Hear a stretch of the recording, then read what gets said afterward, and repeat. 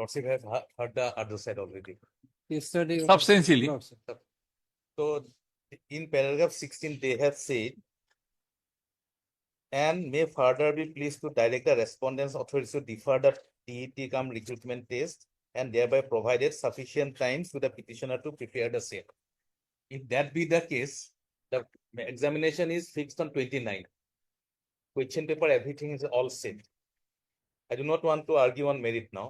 If they want 15 days more, I am going to consider. Then, That will be- then it's okay because Well, I real also, Lordship. but 15 days. otherwise situation 15 days, is no problem immediately after Magh Bihu. only grievance expressed by Yes. these few petitioners. So I do No, not want to. I feel I am in their shoes because if it's mathematics, I need more time for preparation.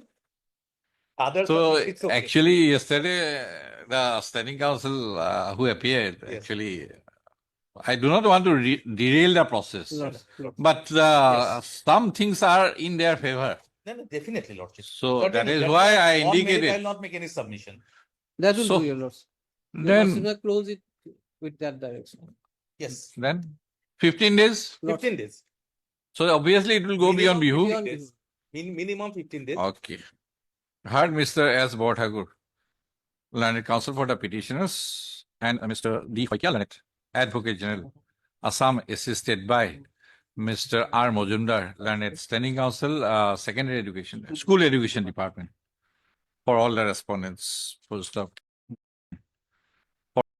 তো আপোনালোকে ইতিমধ্যে শুনা পালে যে আজিৰ যিটো judgement দিলে বা কোৰ্টৰ যিটো আজি আলোচনা আছিলে ইতিমধ্যে অসম গভৰ্ণমেণ্ট ফালৰ পৰা বা ডাইৰেক্টৰ অফ ছেকেণ্ডেৰী এডুকেশ্যন ফালৰ পৰা যিজন এডভকেট আছিলে তেখেতে কৈছিলে যে 15 দিন তেখেতসকলে এটা কম্প্ৰমাইজ কৰিব বা 15 দিনৰ এটা এক্সট্ৰা টাইম দিব যিহেতু মেথছটো ছাবজেক্টৰ কাৰণে যিহেতু পিটিশ্যনাৰ কিছুমানে বা কেণ্ডিডেটে হাইকোৰ্ট কৰিছিলে তাৰ কাৰণে 15 দিন এক্সট্ৰা এটা দিয়া হৈছে আৰু সেইটো বস্তু পিটিশ্যনাৰৰ যিজন এডভকেট আছিল বা জাজে আছিল সকলে সন্মতি লৈ ইয়াতে কোৱা হৈছে যে 15 ডেজ 15 দিন এক্সামটো পিছুৱাই দিয়া হৈছে তো মাঘ বিহুলৈকে এক্সামটো পিছুৱাই দিয়া হৈছে 29 তাৰিখে এক্সামটো এতিয়া চাগে 15 তাৰিখৰ জানুৱাৰী 15 তাৰিখৰ বা মাঘ বিহুৰ পিছে এক্সামটো অনুষ্ঠিত হ'ব তো এটা ভাল খবৰ আৰু কিছুমানৰ কাৰণে বেয়া খবৰো হয় এইটো বাৰু কাৰণ এক্সামটো ফাইনেলি পোষ্টপন হ'ল আৰু এক্সামটো মাঘ বিহুৰ পিছতে হ'ব